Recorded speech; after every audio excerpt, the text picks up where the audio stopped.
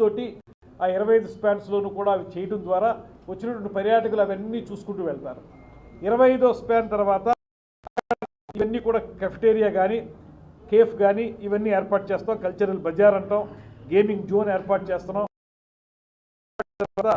రమారమి మనకి 18 స్పాన్స్ తర్వాత కిందకి బ్రిడ్జి లెక్క 120 ఎకరాల విస్తీర్ణంలో ఉన్నటువంటి బ్రిడ్జి లెక్క. ఇప్పటివరకు ఎప్పుడు కూడా ఎంత పెద్ద తుఫాను వచ్చినా ఎంత పెద్ద కెలామిటీ వచ్చినా కూడా అది మునగలేదు. ఆ 120 ఎకరాల విస్తీర్ణంలో ఉన్నటువంటి బ్రిడ్జి లెక్కలో మనం మొత్తంగా ప్రత్యేకమైనటువంటి కార్యక్రమంగా చేసి దాన్ని అక్కడ టెంట్ సిటీస్ కింద ఏర్పాటు చేయటం. దాంతోపాటు అక్కడ బోటింగ్ ఇప్పటివరకు అది కేవలం బేతింగ్ ఘాట్గా మాత్రమే మనకు ఉపయోగపడింది. దాన్ని సంవత్సరం అంతా సందర్శక కేంద్రంగా చేస్తాం. అక్కడే మీ గోదావరి హారతి కూడా కంటిన్యూ చేస్తాం. అది కూడా చేసే కార్యక్రమం. తర్వాత కడియం నర్సరీ దానికి ఎక్స్పీరియన్స్ చేయాలనే ఆలోచన. ఎక్స్పీరియన్స్ ఏంటంటే కడియం నర్సరీలను ఏదో వచ్చి చూస్తారు వెళ్తారు బాగా అద్భుతంగా ఉందనేటువంటి మాట అంటారు, కానీ దాన్ని పూర్తి స్థాయిలో ఒక ఎక్స్పీరియన్స్ సెంటర్గా తయారు చేయాలంటే మాత్రం దానికి మనకి ఒక 3 ఎకరాల ప్లేస్లో అక్కడ గతంలో కొంత ప్రయత్నం జరిగింది. అప్పుడు కేంద్రంలో ఉన్నటువంటి చిరంజీవి గారు మంత్రిగా ఉన్నప్పుడు కొంత ప్రయత్నం జరిగింది, కానీ తర్వాత అది అటకెక్కేసింది. దాన్ని ఇవాళ మళ్ళీ ఆ కడియం నర్సరీలు ప్రోత్సహించే విధంగా దానికి దగ్గర ఉన్నటువంటి ప్రాంతాన్ని అక్కడ ఒక ఎక్స్పీరియన్స్ సెంటర్గా తయారు చేయడానికి కూడా ఇందులో కార్యక్రమాన్ని మనం పెట్టుకోవడం జరిగింది. దాంతోపాటు నిడదవోలులో కోట సత్యం తల్లి టెంపుల్ దగ్గర భక్తులకి ఎమ్యూనిటీస్ పెట్టడం, వాళ్ళకి ఒక సమిశ్రూడం దగ్గర ఒక కాలువ ఉంది, గోదావరి కాలువ, అక్కడ వేసైడ్ రెస్టారెంట్స్ పెట్టడం, బోటింగ్ పెట్టడం, ఇలా దాన్ని కూడా పర్యాటక కేంద్రంగా తయారు చేయడానికి సమిశ్రగూడెం దగ్గర ఉన్నటువంటి గోదావరి కాలువ కానీ, అదేవిధంగా కోట సత్యం తల్లి టెంపుల్ తిమ్మరాజుపాలెంలో ఉన్నటువంటి కోట సత్యం టెంపుల్ కానీ ఈ రెండింటిని కూడా ఆధునీకరించడం, అభివృద్ధి చేయడం, పర్యాటక కేంద్రాలుగా చేయడం అనేటువంటిది ప్రత్యేక కార్యక్రమంగా తీసుకోవడం జరిగింది.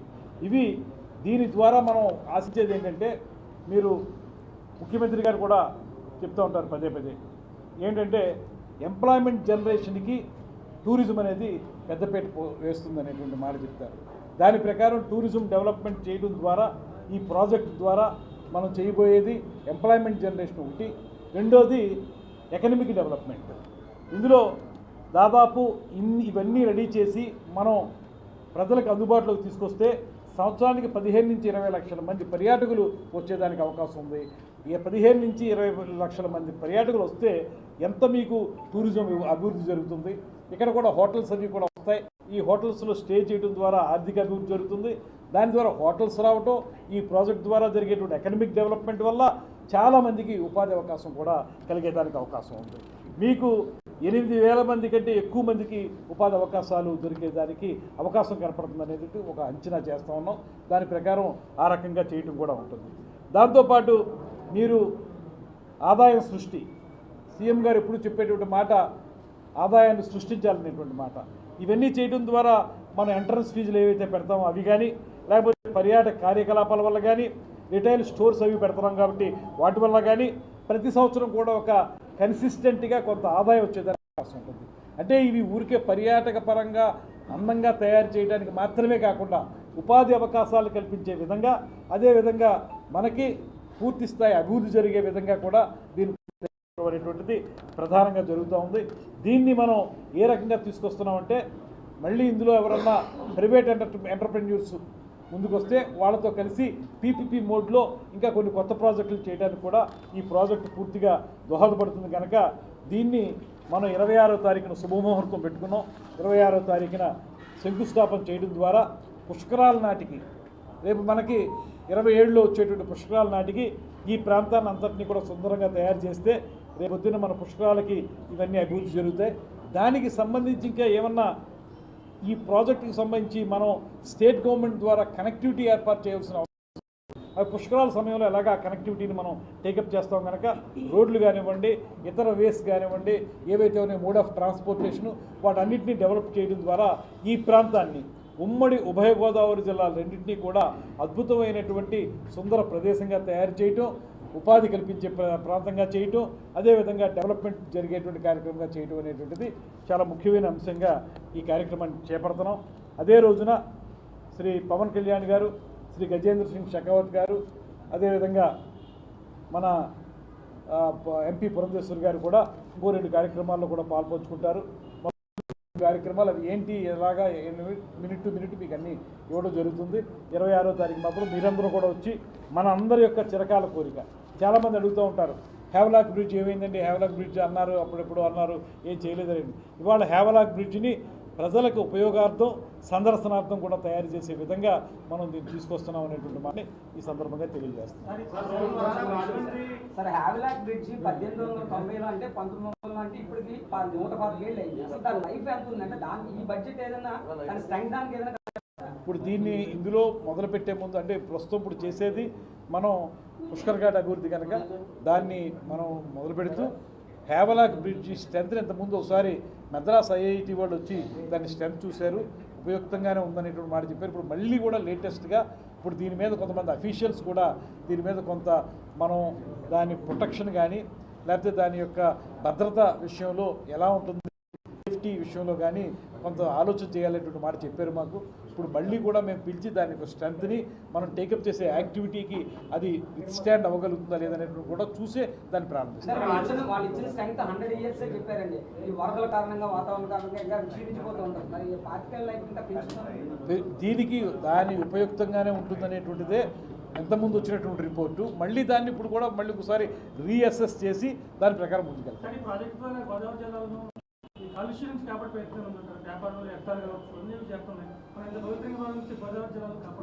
ఇప్పుడు ఎలా పుష్కరాలు వస్తున్నాయి కాబట్టి మనం గతంలో నేషనల్ రివర్ కన్జర్వేషన్ ప్రోగ్రామ్ ఏదైతుందో ఎన్ఆర్ఈపీ అనే ఒకటి ఉండేది, ఎన్ఆర్సిపి నేషనల్ రివర్ కన్జర్వేషన్ ప్రోగ్రామ్ అది ఉండేది. దాని ప్రకారం కొంత గత పుష్కరాలకు ముందు సులభ కాంప్లెక్స్ని ఏర్పాటు చేయటం, బేతింగ్ ఘాట్స్ని ఏర్పాటు చేసుకోవటం, అదేవిధంగా రజకులకు ఉపయోగపడే విధంగా కొంత కొన్ని ఘాట్స్ని తయారు చేయటం ఇవన్నీ జరిగినాయి.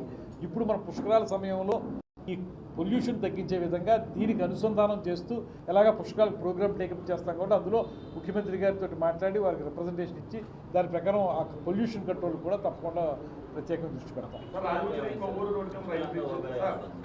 అదే రాజమండ్రి కొవ్వూరు రోడ్డు రైలు బ్రిడ్జ్కి 60 ఏళ్ళు లైఫ్ అంటే ఇప్పటికి 50 ఏళ్ళు పూర్తి ఇంకా 9 ఏళ్ళు ఉంది. సో ప్రస్తుతం చూస్తే మరమ్మతులు చేస్తారు.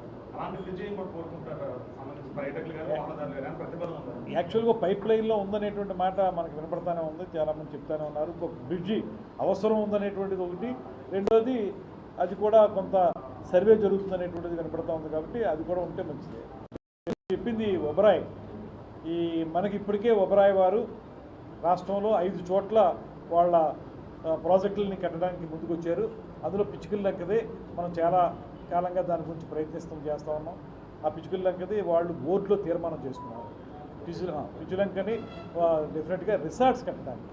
ఇప్పుడు మనం ముందేమో స్టార్ హోటల్ అనుకున్నారు, అలా కాకుండా ఇప్పుడు మనకి రాబోయే రోజుల్లో చాలా గుడ్ ఈవెంట్స్ జరుగుతూ ఉన్నాయి కాబట్టి రిసార్ట్స్లో పెడితే ఎక్కువ మందికి అవకాశం ఉంటుందని రిసార్ట్స్ కట్టడానికి పిచ్చుకల లంకని వాళ్ళు బోర్డు తీర్మానం చేసింది.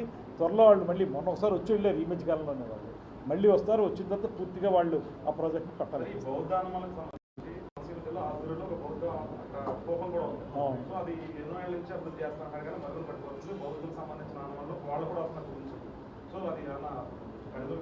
ఈ మధ్యకాలంలో మన సెంట్రల్ మినిస్టర్ గారిని కలిసినప్పుడు అంతకుముందు మీకు గుర్తుండే ఉంటుంది, నిర్మలా సీతారామన్ గారు మన ఆర్థిక మంత్రి వర్యులు సెంట్రల్ వారు పార్లమెంట్ వేదిక ఒక మాట చెప్పారు, మేము ఒక బుద్ధిస్ట్ సర్క్యూట్ని ఏర్పాటు చేయబోతున్నాం భారతదేశంలో అనేటువంటి మాట వారు చెప్పారు. దాన్ని పురస్కరించుకుని నేను గజేంద్ర సింగ్ షెకావత్ గారికి ఒక రిక్విజిషన్ పెట్టాను.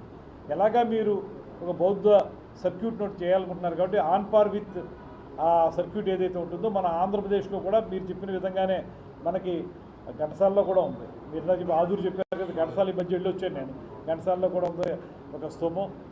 ఇవన్నిటిని కలుపుకుని మాకు ఒక సర్క్యూట్ కావాలని అడిగితే ఆయన తప్పకుండా చేద్దామండి. దానికి ఒకటి ఏంటంటే బుద్ధుడు సంచరించిన ప్రాంతం అంతా ఒక సర్క్యూట్ చేస్తాం. అదేవిధంగా ఏదైతే బౌద్ధ మత వ్యాప్తి జరిగింది, బుద్ధుడు ఇక్కడికి రాలేదు కానీ బౌద్ధ మత వ్యాప్తి జరిగిన నాగార్జున ఆచార్య నాగార్జునుడు వచ్చాడు, వాళ్ళందరూ తిరిగినటువంటి ప్రదేశాలు మీరు చెప్పినవి అక్కడ మన విశాఖపట్నం దగ్గర తొట్లకొండ బావికొండతో పాటు ఆదూరు కానీ ఘంటసాల కానీ ఆ పైన మనకి అమరావతి అదేవిధంగా నాగార్జున కొండ ఇవన్నీ కూడా బౌద్ధ మత వ్యాప్తి జరిగినటువంటి ప్రాంతాలు. ఈ ప్రాంతాలను అభివృద్ధి చేయడానికి ఒక సెపరేట్ సర్క్యూట్ చేస్తాం. అందులో తప్పనిసరిగా మీకు ఇన్ఫామ్ చేస్తాం, మీరు ఒక డిపిఆర్ తయారు చేసి వద్దురు కానీ దాన్ని శాంక్షన్ చేస్తాం అనేటువంటి మాట కూడా వారు చెప్పడం జరిగింది.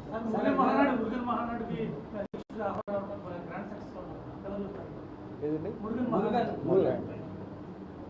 అది ఒక పవన్ కళ్యాణ్ గారు చెప్పిన మాటలను చెప్పాలంటే, మురుగన్ అంటే కుమారస్వామి అంటాం మనం. మురుగన్ సర్వసైన్యాధ్యక్షుడు దేవతలకి. అటువంటి సర్వసైన్యాధ్యక్షుడైనటువంటి మురుగన్ని పూజించడం ద్వారా ఈ రాష్ట్రానికి మంచి జరుగుతుందని, అదేవిధంగా మురుగన్ వల్లే దేవతలందరూ కాపాడబడ్డారు. అదేవిధంగా మురుగన్ యొక్క ఆశీర్వచనం మన మీద కూడా ఉండాలి, మన రాష్ట్రం కూడా కాపాడబడాలి, దుష్టుల నుంచి కాపాడబడాలి, అదేవిధంగా అభివృద్ధి జరగాలనేటువంటి ఆలోచనతోటి మానాడు అన్నారు కదా, భక్తవర్గల్ మానాడు, మురుగన్ భక్తవర్గల్ మానాడు అన్నారు. అంటే భక్త సమ్మేళనం అంట, భక్తజన సమ్మేళనం, మురుగన్ భక్తజన సమ్మేళనం. దానికి ఆయన అటెండ్ అయ్యి అద్భుతమైనటువంటి స్పీచ్ ఇచ్చారు. దానితో పాటు అక్కడికి వచ్చిన వారి యొక్క విశేషమైనటువంటి ఆదరణ కూడా పొందారు. అందుకు మా పార్టీ అధ్యక్షులు ఉప ముఖ్యమంత్రి అయినటువంటి పవన్ కళ్యాణ్ గారికి ప్రత్యేకమైనటువంటి ధన్యవాదాలు తెలియజేస్తూ, వారు ఏదైతే ఆశించారో ఆ విధంగా మురుగన్ ఏ రకంగా అయితే దేవతల్ని రక్షించారో అదేవిధంగా మన రాష్ట్రాన్ని దుష్టుల నుంచి రక్షించే విధంగా ఈ కూటమి ప్రభుత్వం ఉంటుంది అనేటువంటి మాటని ఈ సందర్భంగా.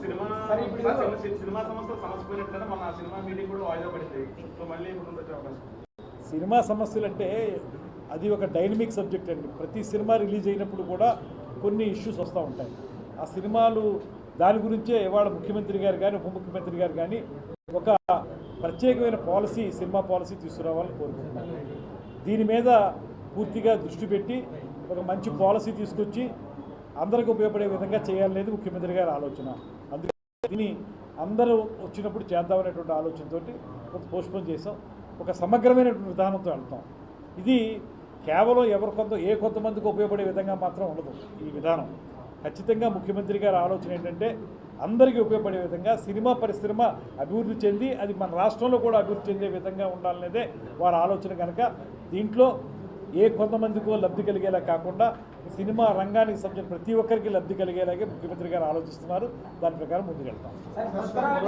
2 సంవత్సరాలు 2 నెలలు ఉంది ఇంకా ఇప్పటికి.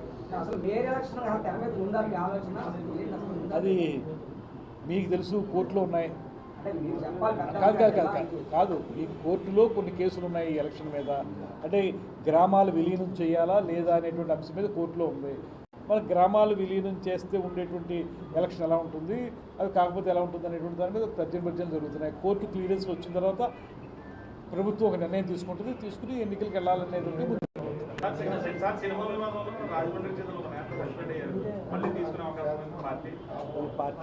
పార్టీ నాయకత్వం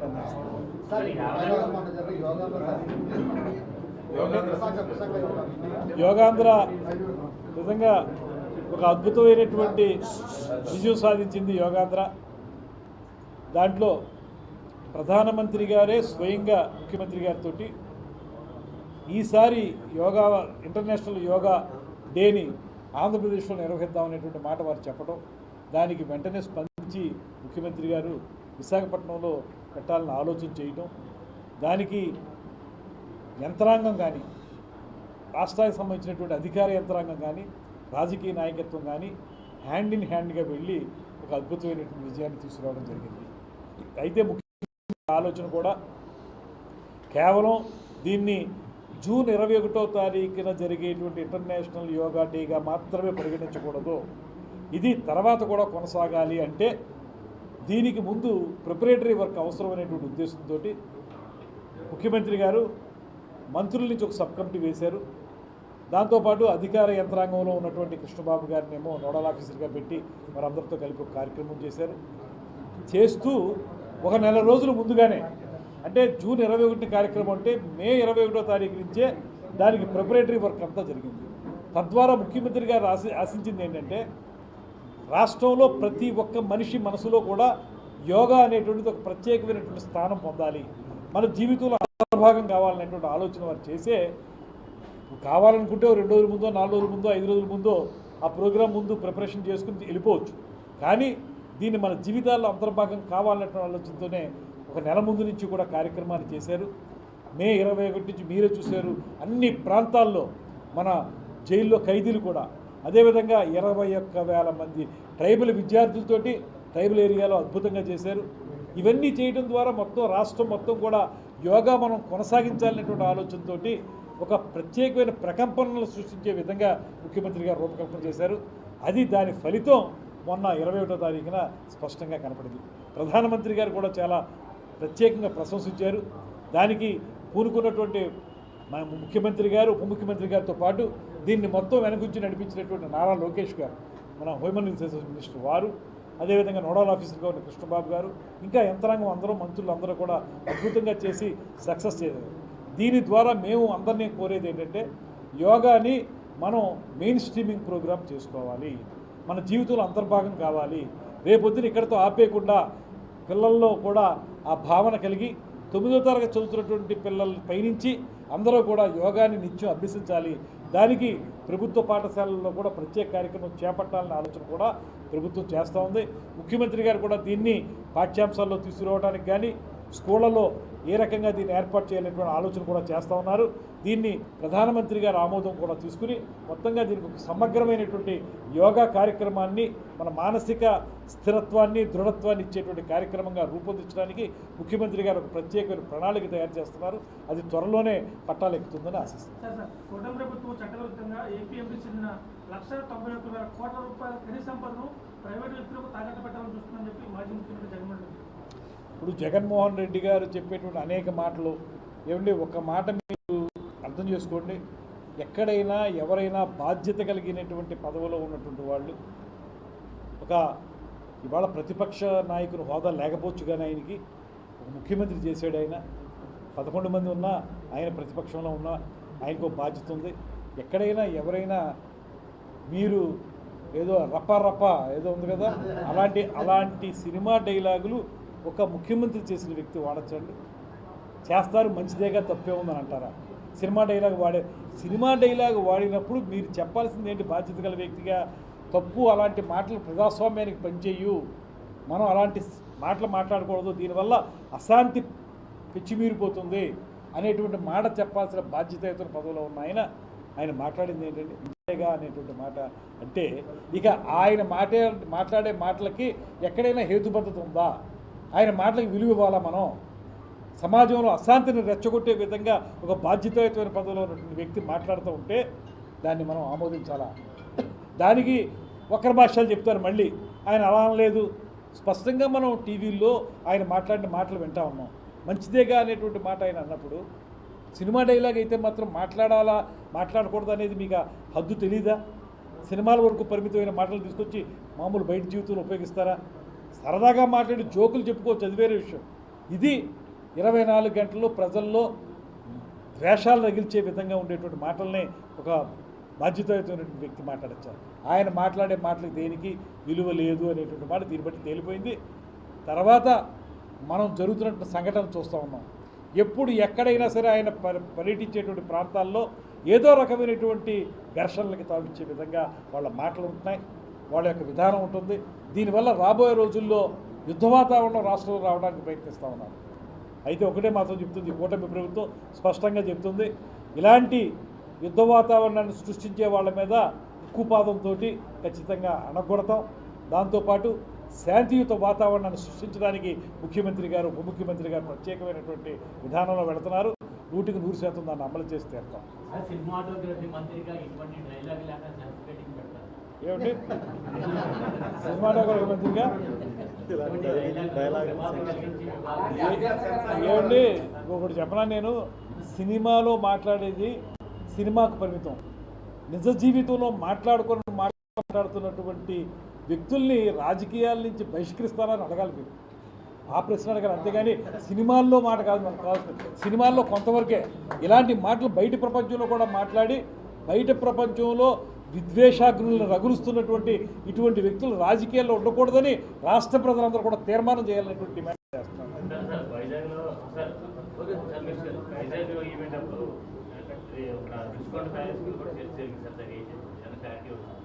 చేస్తారండి త్వరలోనే. ఎందుకంటే అది వాళ్ళ యొక్క సౌకర్యం కోసం వాళ్ళ రాజప్రసాదంగా నిర్మించుకున్నారు ఋషికొండ ప్యాలెస్ని. మీకు ఇంతకుముందు కూడా చెప్పిన, మళ్ళీ చెప్తున్నాను, అంతకుముందు అక్కడ ఉన్నటువంటి రిసార్ట్స్ ఏవైతే ఉన్నాయో అవి ఋషికొండ రిసార్ట్స్ గతంలో ఉండేవి.